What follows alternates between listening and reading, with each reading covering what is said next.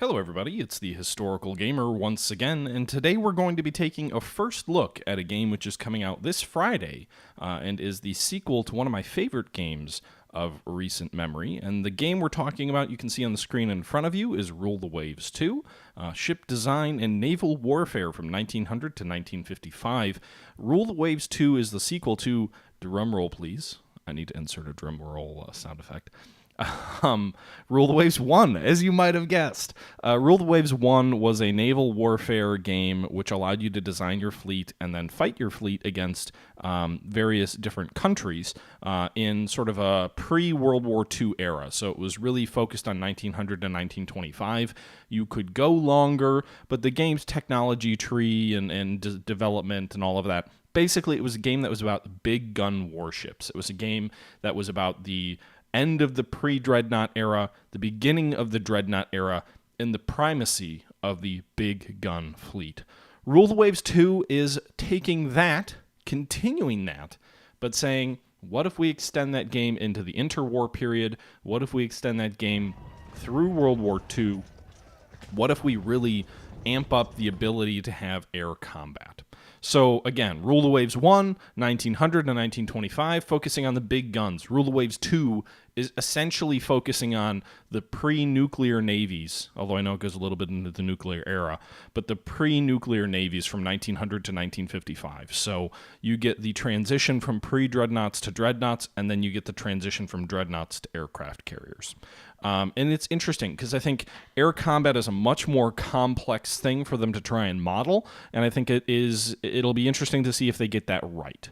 I have no doubt that they'll be able to get sort of the interwar, the initial aircraft carriers when air wings were small, moderately right. What I'm a little bit uneasy about is like 1942, 43, when you're talking about aircraft carriers that should be able to consist of 80, 90 aircraft, and you might have 3 or 4 of them in a fleet, and you might have a large-scale carrier battle like Midway. I don't know how the game will model that, because they've never really done anything like that.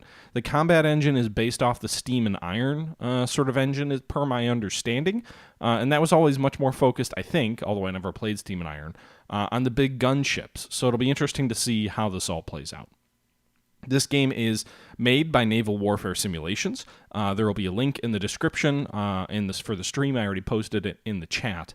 And it's you have to buy the game through them. They don't have the game on Steam, and they've basically indicated they have no intention to release the game on Steam. This game kind of reminds me of an early out-of-the-park baseball type of a format, if you're familiar with that. And what I mean by that is it's not super graphically intensive. There's a lot of numbers. There's a lot of things that sometimes you wonder if you're playing in Excel. But then the game also has a real-time combat resolution mechanic where you can see the battles and fight the battles out. But again, not at a super high fidelity rate. I'm fine with that. I love that. This game reminds me of a program called Spring Sharp way back in the day where you could build and design your own hypothetical fleets. You couldn't fight them, though. The program would tell you how much damage the ship could take, but you didn't have the ability to basically mash the ships against each other. And that's what Rule the Waves does. Rule the Waves is all about allowing you to build your ideal navy in the era of sort of the arms race leading up to World War I and World War II, and then see how they actually play out in combat. So with that being said, that's enough of me talking and chit-chatting. Let's go ahead and jump in. We're going to go ahead and jump in and start a new game. This is going to be a first impressions look, so I really have not played this game at all. I started up to make sure that it ran, and that was about it. The game introduces a 1900 and a 1920 date. The 1920 start date is brand new. Originally, the game only had a 1900 start date. The 1920 start date basically lets you say, all right, let's jump right to the interwar period. You can even start with the Washington Naval Treaty in effect, and let's allow you to do sort of the arms race leading up to World War II. For this series and this show, we're actually going to start with the 1900 start date, which is the Rule the Waves 1 start date. They have made quite a few changes to the way the mechanics work, so I do want to kind of look at that, and I'd like to take this from end to end. Also, at this stage, I've heard from a couple other streamers that the 1920 start date designs leave something a little bit to be desired. This is obviously a release candidate. This is not the final launch version of the game, so there's some bugs with some of the 1920 start date ships. So we'll start with the 1900, and we'll kind of work our way through. Okay, so you can see here once you're into the game and you've picked your start date, you get to pick between different countries. The countries that you can choose from initially are the 6 great powers in Europe, being Great Britain, France, Italy, Austria-Hungary, Germany, and Russia. And then you can also play as either Japan or the United States at the 1900 date. We are actually going to play as Germany, just because it's an interesting country to play as. It's not Great Britain with a massive starting fleet, but they do have a lot of money, and there's a lot of growth that's going to be happening there.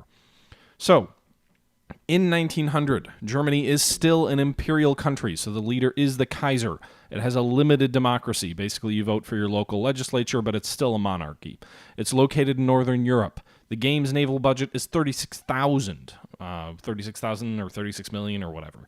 The historical budget, if you select that setting, is 16,000. They are a cautious country. They are a technology leader, a bombastic head of state, which means that you're more likely to end up in political crises, which could lead you to war. Remember, in this game, you act as the fleet admiral, so you don't actually control politics. You can influence politics, but you don't control it. You start with a starting dock size of 14,000 tons. You don't start with oil, which doesn't matter for a little while. You have a research advantage with armor development, subdivision, so basically the ability to deflect shells and the ability to take damage and stay afloat, as well as armor-piercing shells advantage. You also apparently have a naval aviation advantage and a lighter-than-air advantage, which should be kind of interesting. I wouldn't think of Germany as a pioneer for naval aviation. They never even had an aircraft carrier in their entire history, so that's an interesting choice. Although the lighter than air, the whole Zeppelin thing, that makes sense. They also apparently have an advantage in missile technology, which I didn't even know was a thing until just now. So once we get into the 1950s, apparently we will have missile technology. They have cross-deck fire, which allows turrets to be fired across the deck. So you might have a turret sort of on the left side, but as long as it has a clear traverse, it can fire to the other side if you choose that. And it also has bomb-end torpedo. What's a bomb-end torpedo? Maybe that's like a torpedo bomber, which again, that doesn't really fit. Or maybe it's a mine? I don't really know what that is. Germany's naval guns start at 2, 3, 4, 5, 6, 7, 8, 9, and 11-inch guns. So they're a little bit undergunned. If you look at the British's comparison, for example, they have 13 and 12-inch guns. The French have 13 and 12-inch guns. The Austrians only have up to 11. The Italians have up to 12. And the Russians have up to 12. 12-inch guns in 1900 were kind of the standard main gun armament, but the Germans preferred 11, and they went with those because they had higher muzzle velocities, so in theory they had better armor penetration. That being said, we're going to play as Germany. We're going to start in 1900. The countries we're going to be playing against are Great Britain, France, Italy, Russia, Japan, and the United States. Is that everybody? Cod Raven, thanks for the follow. Tiger, thanks for the follow as well. That's interesting because I remember in Rule the Waves 1, usually there were 2 countries or so that did not actually play through to the main game, whereas what I'm seeing right now is that it does look like all of the countries that exist are in this game. So it looks like there's more AI countries for you to play as. Cool. Darzel, thank you for the follow as well. All right, so we're going to start the game here. Now, the first screen that we're met with is, and I will adjust the screen resolution here once we actually get into the game. I know for whatever reason this is like a mini box, so like if I show you the display, you'll see this is just a small box within my desktop. It does allow you to go full screen when you get into the actual gameplay, but just for your awareness, that's why you're looking at kind of weird resolution screen. We're going to name ourselves the Historical Butcher. That's going to be the name of our admiral. We are going to have a very large fleet size. We're going to stay with historical resources, which I think, does that mean historical budgets or not? I'm not sure. Research rate will be 100%, so no slowdown. Varied technologies will be unchecked. AI advantage will be unchecked. Slow aircraft development, slower than historical. We'll leave that off. And I don't really feel like manually building my legacy fleet because I don't want to spend 30 minutes designing a bunch of ships that are all going to be obsolete right away. And you guys have already listened to me talk enough, so that's kind of out of the question, I think. We'll go ahead and put it in save file 1. But isn't historical resources also budget, you guys? I don't think it's just where the oil is. Hey, Zach. Yeah, so I'd rather not go with historical budget. It would make it more challenging, though. I guess we'll go with historical budget. All right. Historical budget, save file 1, very large fleets, the historical butcher. Whatever, it's easier to manage a smaller fleet. Okay, so we're going into the game. We're going to expand the screen here. Yeah, all right, that's good enough. Okay, so with that being said, we are... oh my god, I'm so flustered. Yes, we have battleships. This is the Wiesberg class that I was talking about. 9-inch gun or 9-inch armor with 10-inch guns. The Fürth class has 4 9-inch guns with 9-inch armor, and the Mecklenburg has 11-inch guns with 10-inch armor. The Mecklenburg is obviously the most advanced in terms of armor and guns, but it does have short range and cramped accommodations, so they can't go very far. Although for operating in the North Sea, they're not terrible. We also have a bunch of heavy cruisers, actually. It looks like we've got 9 heavy cruisers. The Victoria Louise class, which apparently has 4 8-inch guns as its primaries with 5-inch armor. The Prince Adalbert, which has 2. These guys are going straight to the fucking scrapyard. Maybe we'll use them for commerce raiders if a war breaks out, but 2 9-inch guns is not going to cut it. They're big guns, but there's only 2 of them. The 6 inches of belt armor is not terrible, but the Victoria Louise in every way is better. And then we've got another Victoria Louise. So good thing we only have 2 Prince Alberts in here. They're also the largest of our cruisers too. We have the Hella class light cruisers, which have a whole bunch of 4-inch guns. We've got the Niobe class light cruisers, which have a whole bunch of 6-inch guns. That's an interesting design. Can I build that? Because that looks like it has 2 turrets fore and aft, and then a bunch of guns along the secondaries. Or along the side. How do they have 10 6-inch guns? That's a fucking amazing ship. I think I may keep that for a while. At least in my opinion. I guess we'll see. It's expensive from a maintenance cost perspective. There, we'll do this. Okay. Then we've got the Aradine class, which has 8 6-inch guns. Also 8 6-inch guns, mostly in turrets too, so that's useful. 2 inches of deck armor for the Ardine. She makes 22 knots. Maybe she's actually better than the Niobe, which only makes 21 knots.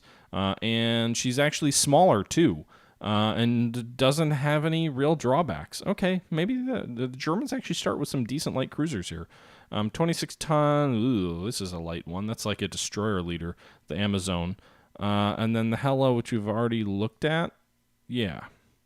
Okay, so if I had to pick my preferred classes of ships, they'd probably be the Mecklenburg, although I'd like a slightly larger version that doesn't require short range and also isn't cramped. The Victoria Louise, and then the Aerodon, and then we've got some destroyers in here as well, which are just, at this point, destroyers are kind of whatever. They've got torpedoes. So this is our fleet at the start. In terms of ship under construction, we have 3 ships under construction, 1 Mecklenburg battleship. We have an Elras, which is a different class of battleships here. She has 4 11-inchers, 18 6-inchers, 10 inches of armor, makes 18 knots. Honestly, I don't see a big difference between her and the Mecklenburg, except that she's slightly smaller.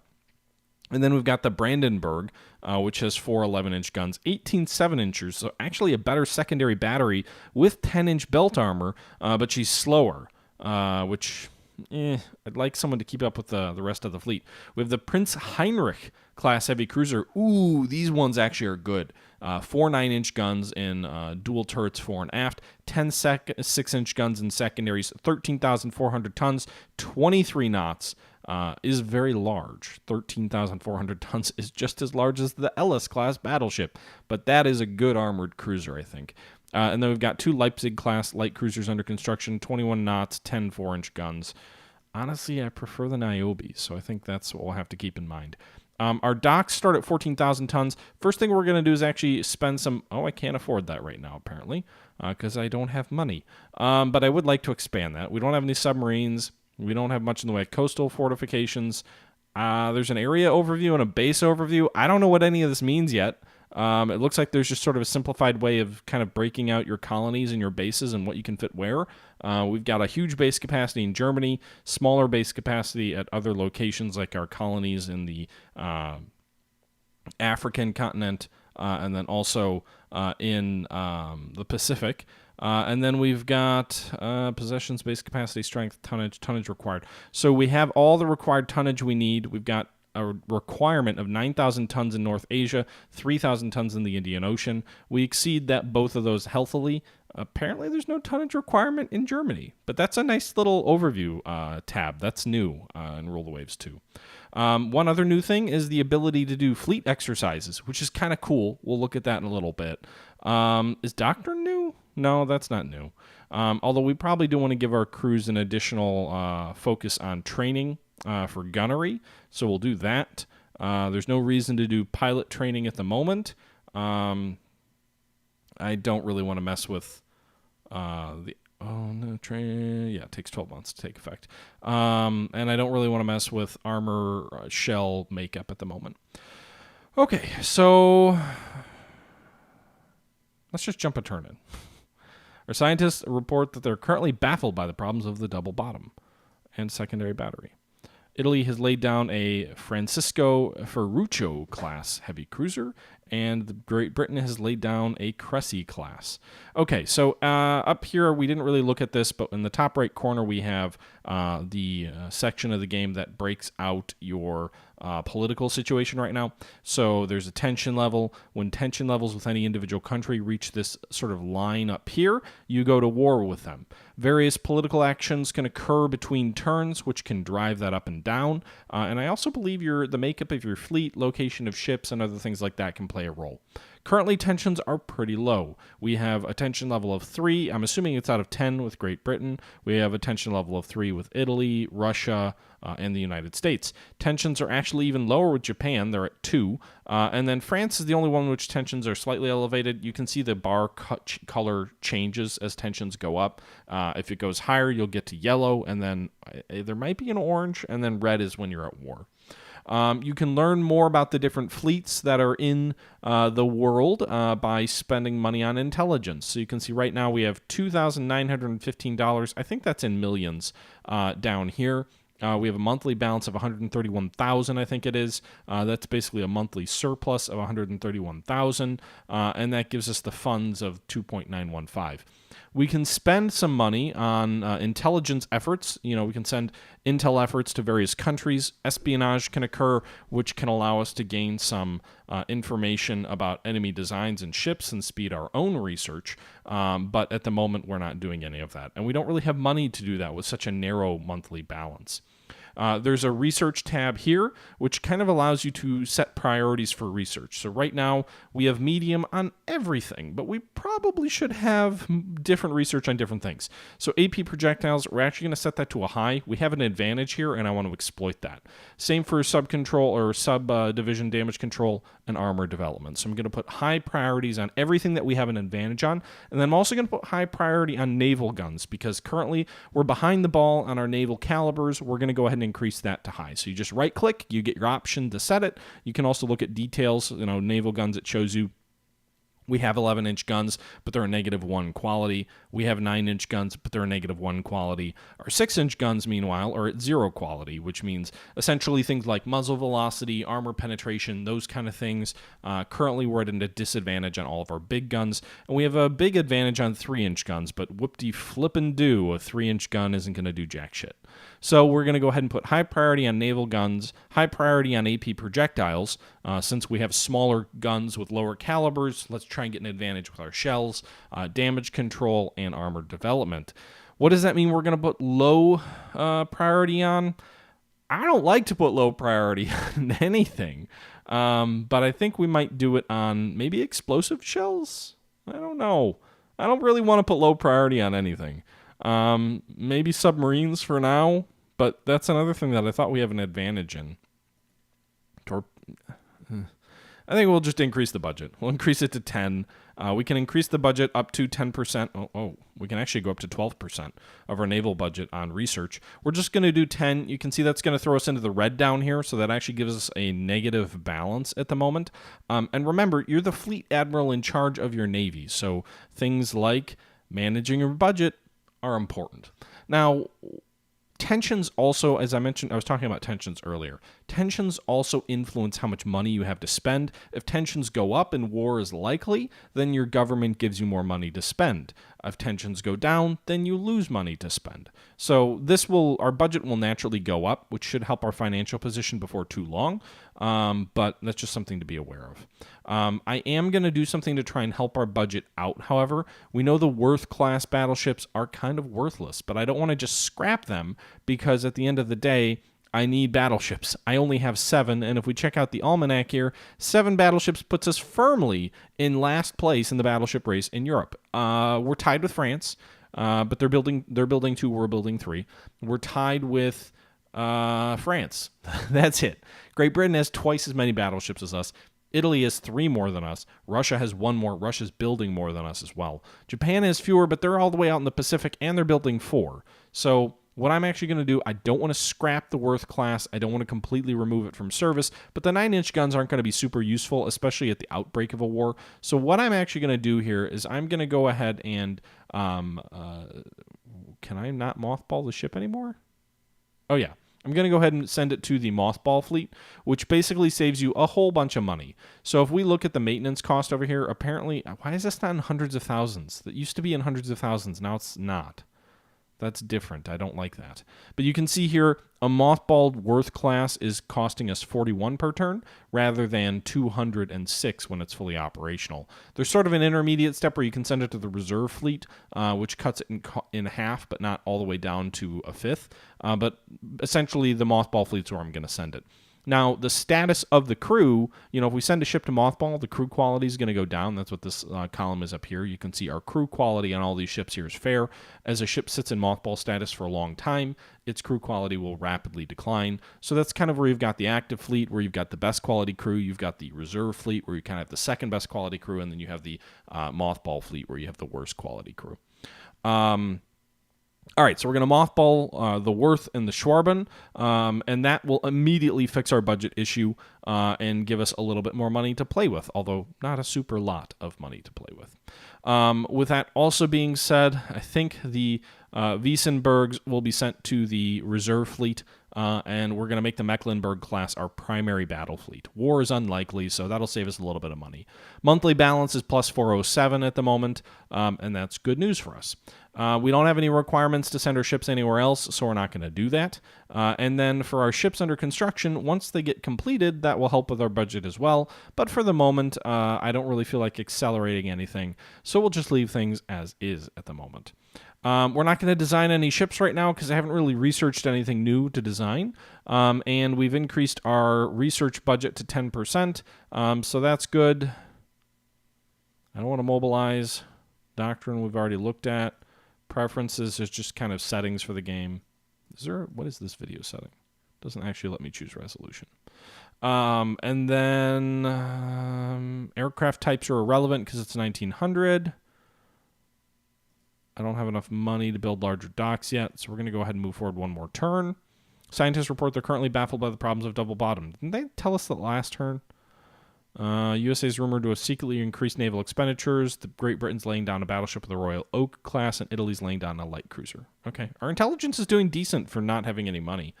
Meanwhile, you can see our budget actually went up slightly, or something. Actually, it looks like it went down. But we have more money to play with. We have 508 monthly balance. We're going to spend that $3.4 million that we have down here on larger docks so we can build bigger ships than 14,000 tons. That'll take a year, but at least we made the investment now. Meanwhile, our unrest level, which basically determines whether our government is overthrown, is currently at 2. I think 1 is basically just a standard. So there is a slight amount of unrest in Germany. Tonnage on foreign stations is okay. Prestige is 20, which is the starting point in normal. Build requirements, there are none. Sometimes your prime minister or president or king or emperor will ask you to build certain amounts of types of ships. Currently, they have not done that. There are no peace treaties, and there is no time remaining on a treaty that would limit our armaments. Yeah, research allows you to go up to 12% now. It used to only be 10 in the previous version of the game, but apparently it is 12 now.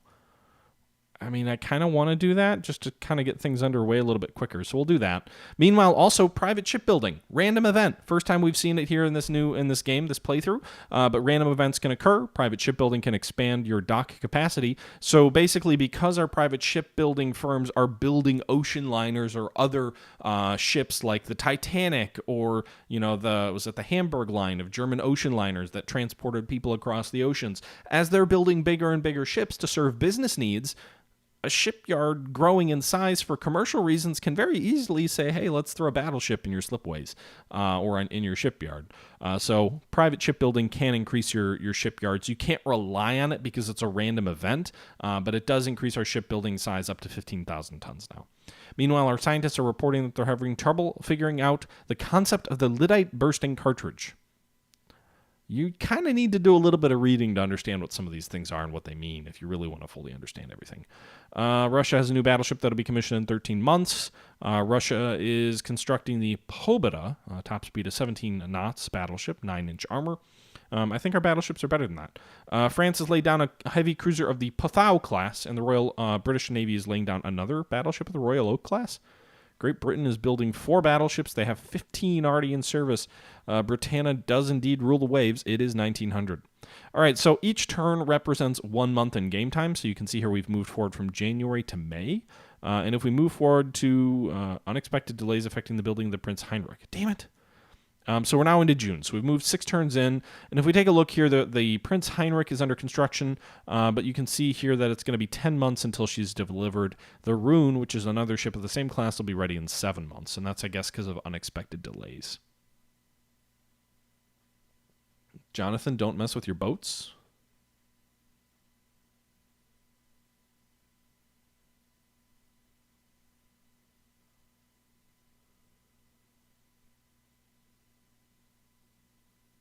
Digger Rule the Waves 2 is a completely new, it's a new version of Rule the Waves. It has a lot of enhancements, but it's really focused on extending the timeline of the game. It's not an expansion in a traditional expansion sense. It doesn't, you don't buy the second one as like a reduced price that requires you to own the first one. Rule the Waves 2 is standalone, so you don't have to buy Rule the Waves 1 if you don't already have it.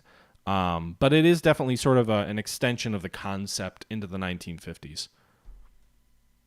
And I think there's a discount for current Rule the Waves 1 owners when it comes out as well. All right, so I kind of want to get a little bit more free cash flow here.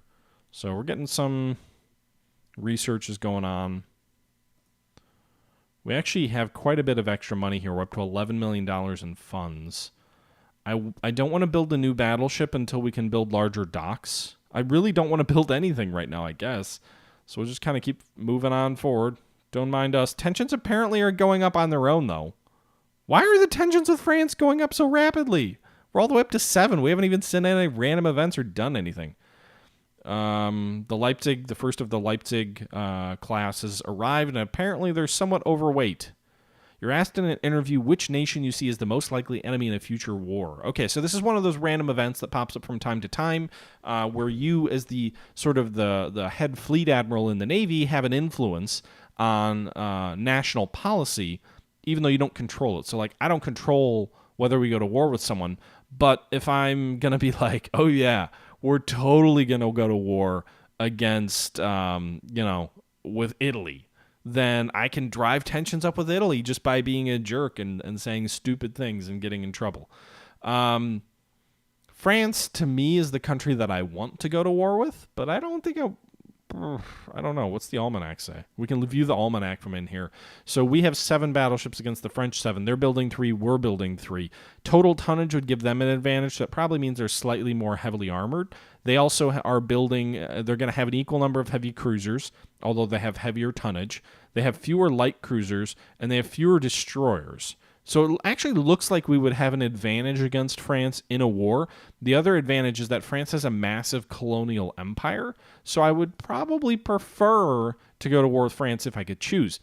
Additionally, France is historically Germany's rival, so that would make sense, right? If we choose this, it means tensions will go up with France. So it'll probably go up from a 6 or whatever it is now, up one more level. So we won't be at war with them yet.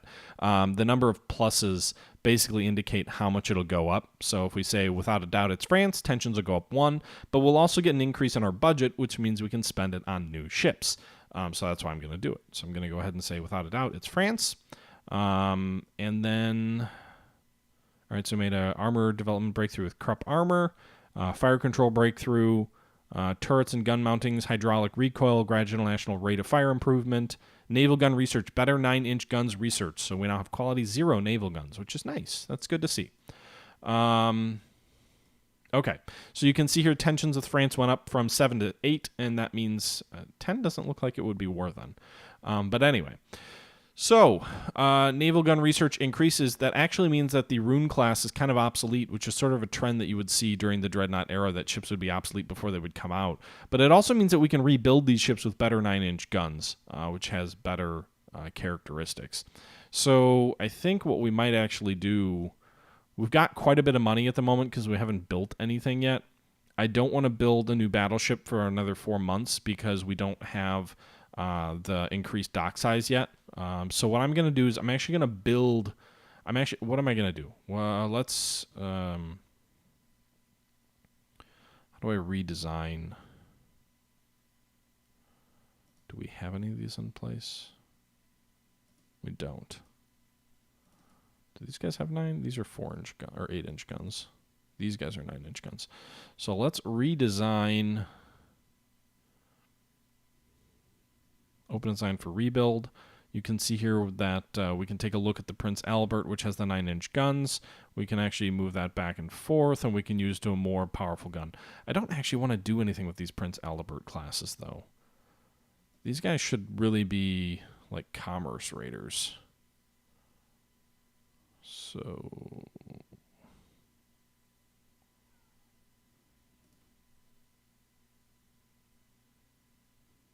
where are we going to move them? West Africa, I guess, maybe? All right, so we're going to move them to West Africa. Do we not? Okay, so we do have the map still.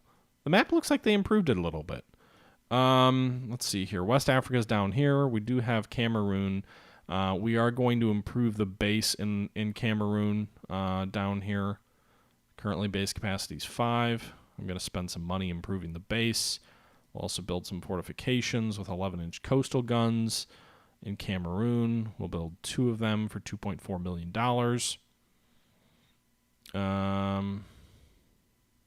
Yeah. So we're going to do that. And then we're also going to improve the base at in the Indian Ocean. And we're going to build 2 new 11-inch gun fortifications there as well. So we're spending a lot of money. Ooh, we're now in the red. We're now in the red. I'm profligate with money. All right, that's okay. We've got enough money to be in the red for a little while. We are going to increase intelligence efforts against the French, even though we have no money. We might as well spend the money we don't have. And we'll also do it against the British. So we'll go ahead and pass through here. The Stuttgart is commissioned into the Navy. There's been an internal upheaval in Morocco. Oh, is this like the historical Morocco crisis? If we spend an expeditionary force to restore order, there's a chance we can take it over as a colony. However, it may well increase international tensions. Someone must shoulder the burden and guarantee in these cases. Oh, guarantee order in these cases. Send a force, increase tensions, or don't. Oh no, France acted faster. This is like the historical Morocco crisis, and is from Morocco is now under the French control. The Naval League is criticizing my tardiness. What? Oh, and by the way, we're almost at war with France now. Just great. We have more ships in West Africa than our bases can support. That's because they haven't completed the construction of the bases yet. So what we're actually going to do here is we're going to send one of these guys. One of you is going to go to the Indian Ocean because we don't have our bases upgraded yet. That's why I was upgrading those bases. Ship construction, the Rune will complete in 1 month. So we'll do that. All right, so it's been a year now, by the way, also, guys. So our crews now have advanced gunnery skills. The Italian government wants to sell us 8-inch guns with the quality of 0 for 4.2 million. We currently have 8-inch guns, but their quality is -1. We need good guns, and this seems to be a reasonable price. All right, so we're going to do a few things now. The heavy cruiser is completed. So what we're actually going to do, because we do have quite a few 8-inch gun ships already, is we're going to open these ships for a rebuild. And what we're going to do here is we're going to just improve the quality of the guns. So they're going to be level 0 8-inch guns, which gives us better. Like if we compare, let's take a look here. If we open this for rebuild, we can see the -1 quality guns have a range of 9,000 yards with a penetration of 2.94 inches. You can see here the different penetrations of belt armor at the different ranges. They can't do anything against deck armor. You can see the maximum range of the gun, armor thickness used, 5-inch belt, 1.5-inch deck. The ship has an immunity zone from 5,000 to 9,000 yards against 8-inch guns. I don't know what that means. Is this my armor? Or an enemy ship with this armor? I don't quite know. This is a lot more detail about the actual belt armor and the effectiveness that I don't know. I don't know if you can answer if you can design corvettes, Kyle. You can design like minesweepers. So I don't really understand some of that extra information that comes across in the game. But in any event, if we change this to 0 quality gun, you can see the range actually extends out and the armor penetration extends out. Additionally, the immunity zone for our shipping, this must be our ship's immunity zone.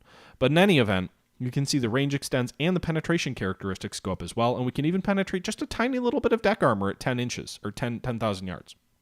So we're going to do that. So we're going to replace the guns, which in terms of the total monthly cost, it's going to take 6 months at 168. That's not that bad. Then we're going to replace the machinery, so it's going to be 10 months at 1.7. The machinery replacements is going to give us a little. Wait, this ship is overweight? It doesn't say it's overweight.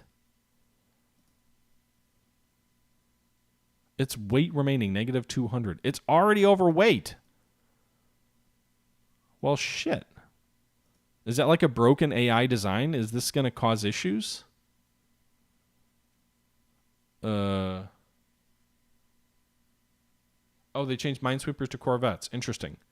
Yeah, I think what I read, Kyle, was that you can only build ships under 500 tons in times of war. Legacy fleet cheats. Yes, I guess the legacy fleet does cheat. Well, I don't want to like fuck my design up and redesign it by... I don't want to break my already broken design. Friedrich Karl, I really don't want to do anything with you guys. So I guess maybe we just redesign the Rune class. These guys have a little bit of weight already. We can't save any weight. All we can really do with these guys is upgrade the guns. So open the ship for rebuild. Replace machinery. Ooh, that's a pretty substantial replacement of machinery there. It's going to take the better part of a year and $3.4 million to upgrade these ships. Fucking sake. But we're going to do it. Actually, no. Can we increase the speed at all? No, we can't. So it's got to stay at 23,000 tons. Even with better machinery? Can we make the engines more reliable? No. We probably could. Thank you for the follow in Bandy. I wonder, would engine priority of to reliability be a good thing? Or we could do speed. That would save us weight. We still can't increase the speed, though.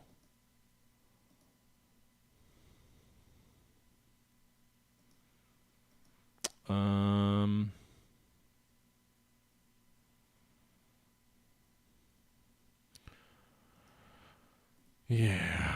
Open ship for redesign. What am I doing? Open ship for rebuild. First things first, let's do the guns.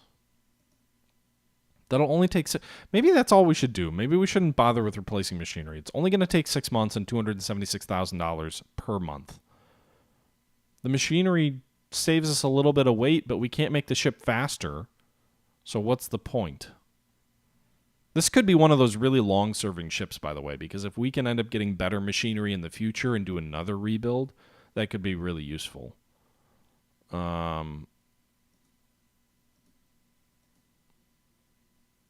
So adding extra guns would add. Yeah. Let's not even bother with that. All we're going to do is improve the guns. So we'll do this. I don't know why I can't just like adjust that, but 6 months, 276 per month, and that's what we're going to do for the redesign.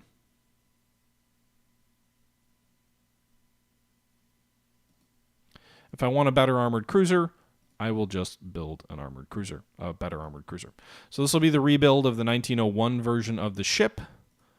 So we'll go ahead and do this. We'll rebuild the ship to the 1901 version, even though it just commissioned, and we'll do that. We're also going to go ahead and build a pair of, these. So why don't I have the 1901 version of it? Does it? So if I build a new ship, I'm assuming it'll do the rebuild version of the Prince Hydric. So we'll build it as the Scharnhorst. Or is it not? It's still doing the -1? Are you kidding?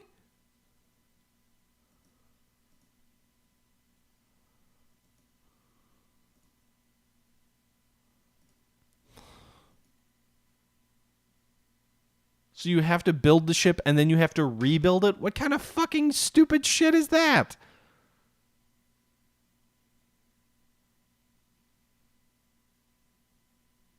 Lightning, thank you for the bits there. I didn't see someone else throwing up bits at me. I didn't get any notification of more bits.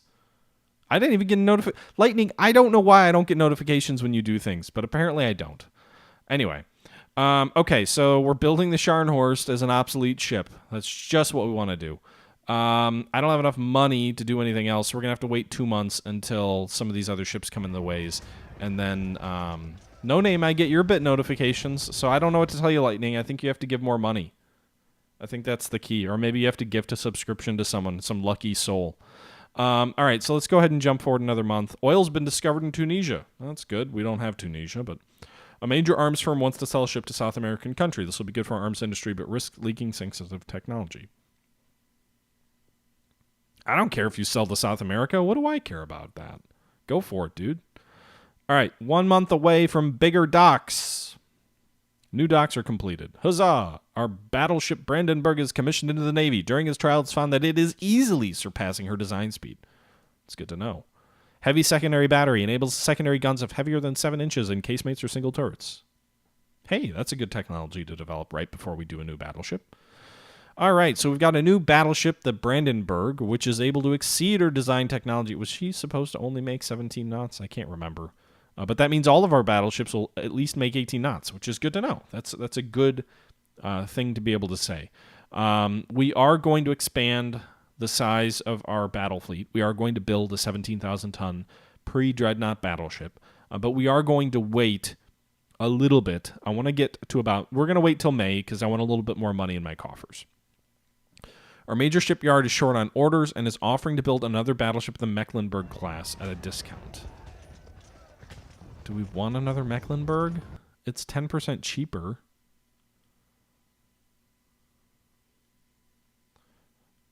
Charcoal, thank you very much for the gifted subscriber to Viking Hag. Thank you for that.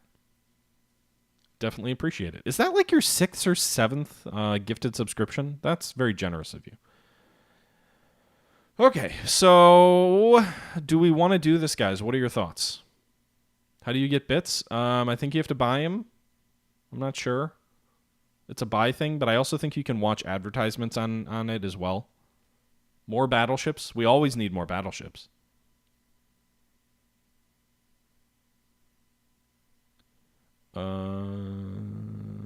No.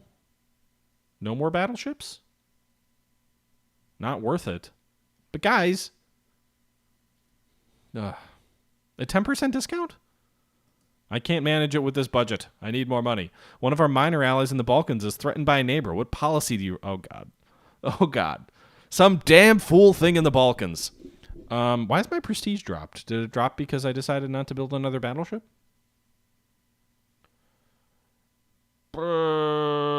Okay. So we can back our ally unconditionally. That sounds like a good idea. Call an international peace conference. Okay. Is that going to get us like an arms limitation treaty? Try to get the ally to back down and diffuse the situation discreetly. That'll hurt our prestige and tension. International peace conference will just hurt our tension. And backing our ally unconditionally will give us more budget, but also more tension. Make war, not peace. All right. We'll back our ally unconditionally. I don't know who our ally in the Balkans is, but it's a minor ally. You can see tensions go up across the board. So tensions are still relatively low with Great Britain, with Italy, with Russia. But tensions with France, we're about one step away from war, which means that a war is coming. And a war is coming soon. So I'm actually going to go ahead and I'm going to build another Scharnhorst heavy cruiser.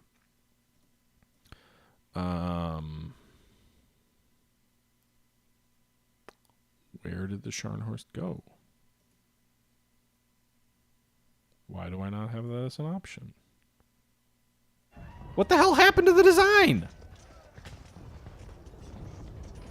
Oh, wait, it's not the Scharnhorst. I'm so freaking blind. It's the Prince Heinrich. Or Heinrich. There it is. Okay. Suggestion. The Blücher. I want to see which one of you has the best name to name this cruiser after you.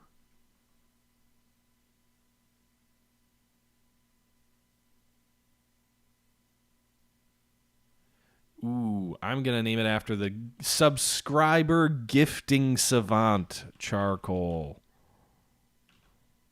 We're going to name it after Charcoal because I feel like that's a good name for a coal-powered warship. All right, so we're building 4 heavy cruisers now. They'll be done inside 2 years. A couple of them will be ready soon.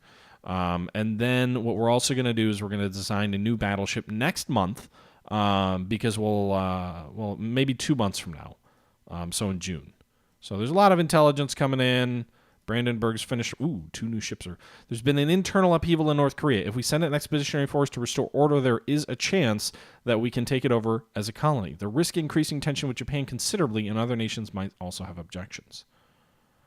Someone must shoulder the burden. Send a force. Our order is restored in North Korea. The place is now under our administration. War! Fuck! Okay. All right. We are at war, guys. That didn't take long. All of 30 minutes. But hey, Korea is ours, right? Jonathan, honestly, I don't know about the ads for bits. I appreciate you looking into it. Don't feel like you have to give bits. Lightning, thank you for the additional bits as well.